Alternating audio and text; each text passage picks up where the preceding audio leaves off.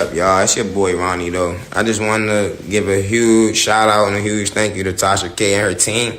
It was a great experience coming down to South Florida. They treated me very well. I recommend anybody that's trying to have a platform to share their story to go tap in with Auntie and sit down with her. I also wanted to say that I don't really appreciate people speaking for me, man. I appreciate Wack letting y'all know my concern and addressing it. However, I think I could speak for myself. I think Vlad needs to hear a story from a real one, from himself, from the words from me. So, all y'all, go let Vlad know it's time to sit down with Ronnie, though. Let's get it done. Reveal who truly took my father's life.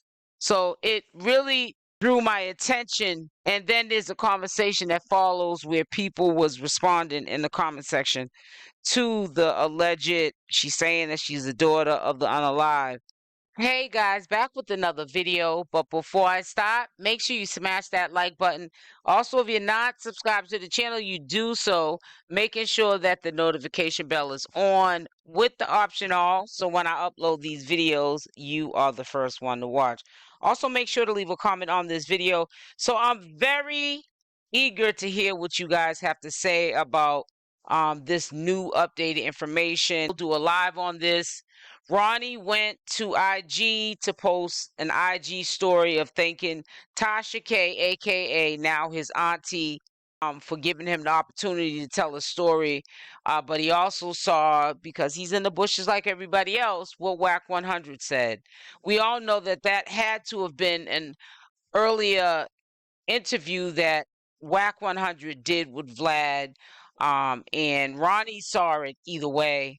And he is now trying to reach out to Vlad TV so that he can get his opportunity like he did on Tasha K's. He's probably hoping also he's going to get paid for the interview. Who knows? Who knows if Vlad pays for interviews or not? Who knows? Who cares? That's not the principle of this whole situation. However, something else became of this whole storyline, these allegations of Chriseanrock's son being Ronnie's, or could be in fact Ronnie's, and I say disclaimer, allegations.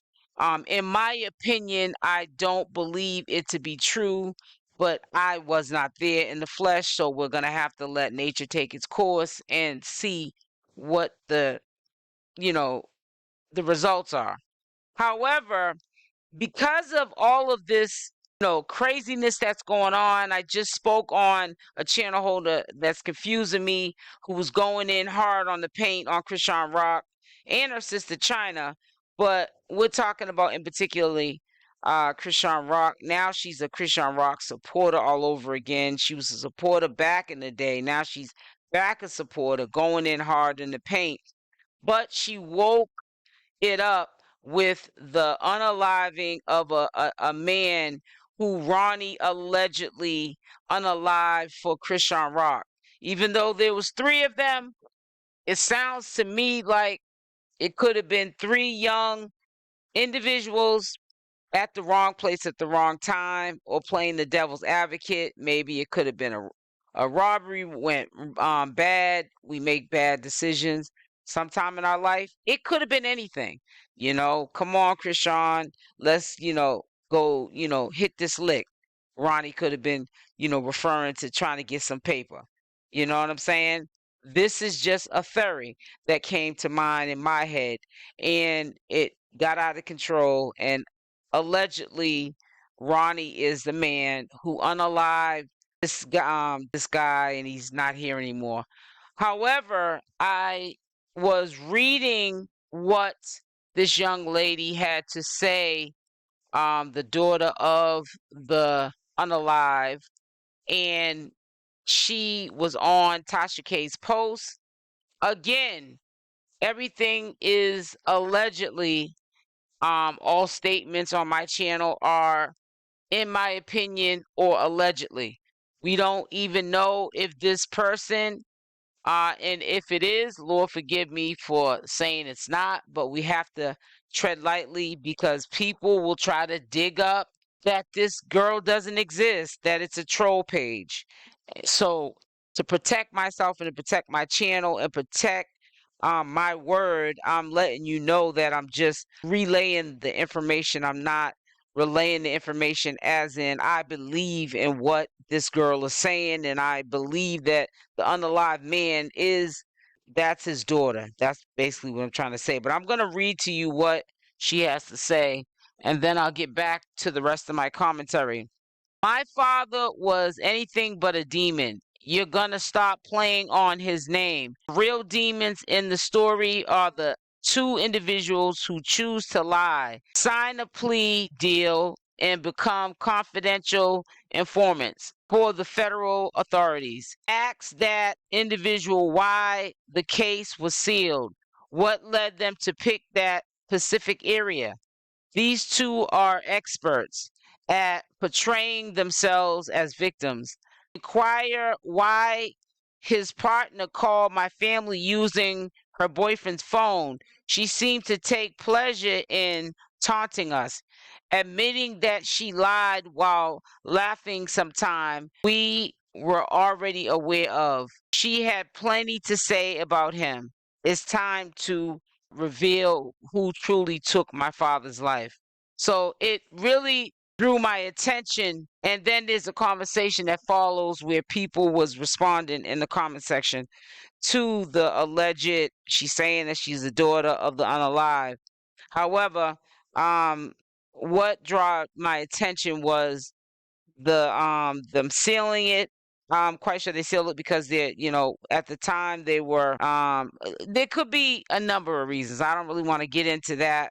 But the confidential informant part, not quite understanding how that would take place, and that be something that is allegedly being said of these two, and it's very questionable what she was referring to when she said it's time to reveal truly who took my father's life. That could make people believe in a nutshell that you're saying that Ronnie didn't do it, but he took the weight for it. That's what it sounds like to me. And this is why, and I'm bringing this to your attention, because sometimes we need to pick and choose our battles. And I really feel like for an example, there was a commentator, and I just mentioned that person that was really on Chriseanrock and talking about the unaliving. People were bringing this to my channel.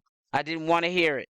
I didn't feel like covering it. Just didn't feel right in my gut to have it on my channel. So I didn't put it on my channel. When people brought it up, I kind of dismissed it. Like, I don't want to talk about that. That's kind of sensitive material content, and I don't know if it breaks the guidelines, the rules of YouTube. Talking about that somebody got unalived for some senselessness.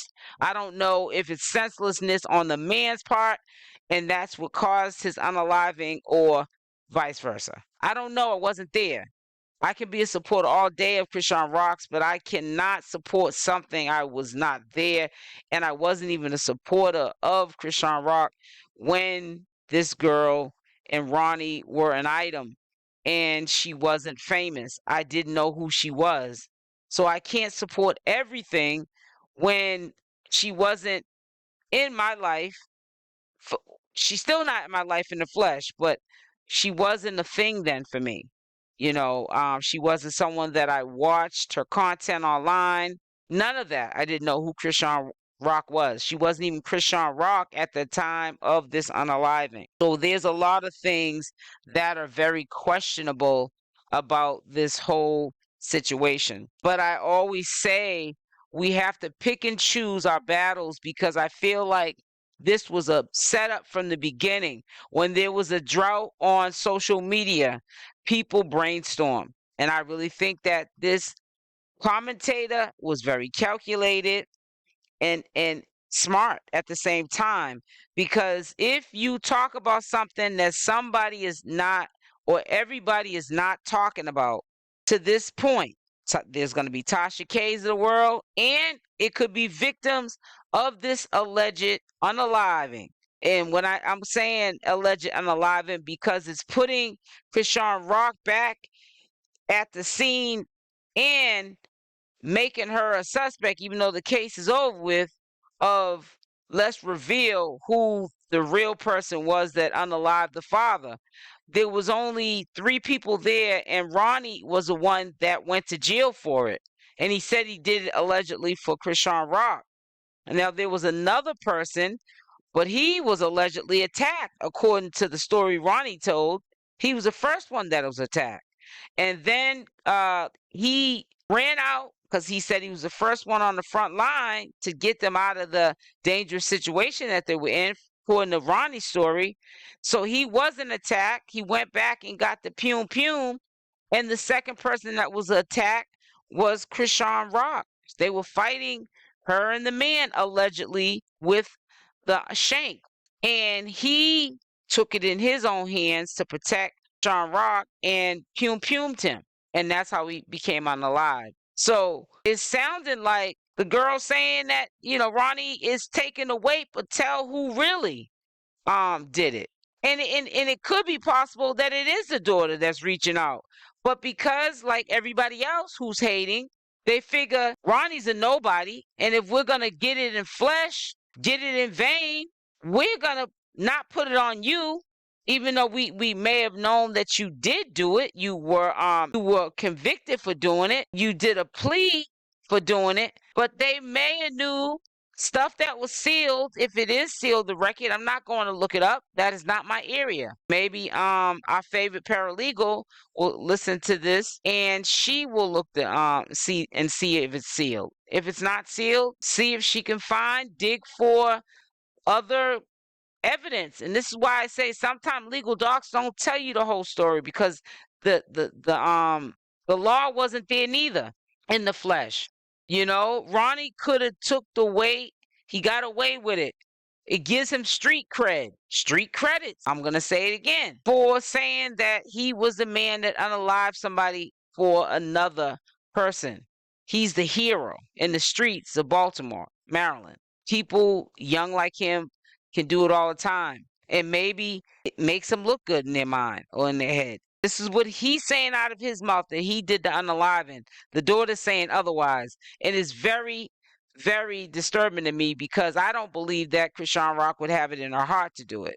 But I do believe any means necessary for this family, if this is the actual daughter, to get some sort of relief, even if it's no one going to jail, and some closure, they would say, because he's saying publicly, Ronnie, that he did it for Chriseanrock. So they're looking at it like, well, if you did it for a woman, Chriseanrock, who is now a millionaire, famous household name, which could be very haunting and daunting to see. If that was my loved one, we're gonna say she did it, and you're just taking a weight for it. And it just opens up another can of worms of trying to discredit this girl again. And it just goes on and on and on and on with the discrediting Chriseanrock and not letting her live her life. Let her life it. Let her live her life. She's going to already have ups and downs on the new journey she's on moving forward. She doesn't need to backpedal, and it's like people want to see her backpedal. I hope that this is not a troll page, and I hope that, this is the daughter. She might be trying to get some closure. If it is, who am I to say she has no right to leave her thoughts on Tasha K's post? But I just hope that it's stays there. But if it's on Tasha K's post, don't be surprised if you see a trailer with a 30-minute clip of the daughter on an interview with Tasha K, because we know in this community of reporting on Chriseanrock, not all communities that do commentary are like feuding, but in this community, with commentators, bloggers, vloggers, hate pages, all that, the viewers, you sort of kind of flip-flop. There's a lot of flip-flopping going on. It's definitely going to be a lot of flip-flopping, people, backtracking statements and taking sides, and, it's just an ugly situation, and I don't see it ending anytime soon. Yeah, it is good that Chriseanrock is silent. Silent is golden. But it's just, to me, gonna give an audience that's very difficult to convince positivity and stop thinking so negative to think negative. Oh, well, yeah, she's quiet because she's guilty of something. But if she was trying to explain herself, she would be guilty also. So it's just, to me, that's why I'm saying it's a never ending cycle of people not wanting to hear the real truth. They want to live in a lie because the lie goes on and on and on and on. And it's just really crazy. But I will definitely be doing a live today. We'll be discussing it further because I definitely know I'm going to have to make this clear to the 1%ers. Don't plant no seeds in my comment section. And if you do, I'm going to let them stay there. However, I'm definitely going to continue to address and make my disclaimers at the beginning of my lives or my videos when I can, think about doing so on my pre-recorded videos. My position in doing this commentary, and I stand on the only receipts that I furnish are recordings, things that are written in black and white from the horse's mouth. My expertise is not into looking up people's legal records or doxing their addresses. That's not my thing. I don't take it that far. I think that people get more excitement and interest into hearing things come out of the horse's mouth, whether they're lying or telling the truth. I have no control over that. But I think that we get a better picture and understanding of the whole situation to make your own assumptions or opinions on these parties when you hear audios, videos, and things that are written on social media that they have posted from the horse, and not from a statement or legal document of another party or third party like myself who was not there in the flesh. The law was not there in the flesh. I don't care how much fingerprinting, blood samples, evidence that any legal document can get, you still was not at the place of the crime at the time. Or even if it wasn't a crime committed, just in generally speaking, you was not there to see what happened in the flesh and why things took place. Only the parties involved. Period. Point blank.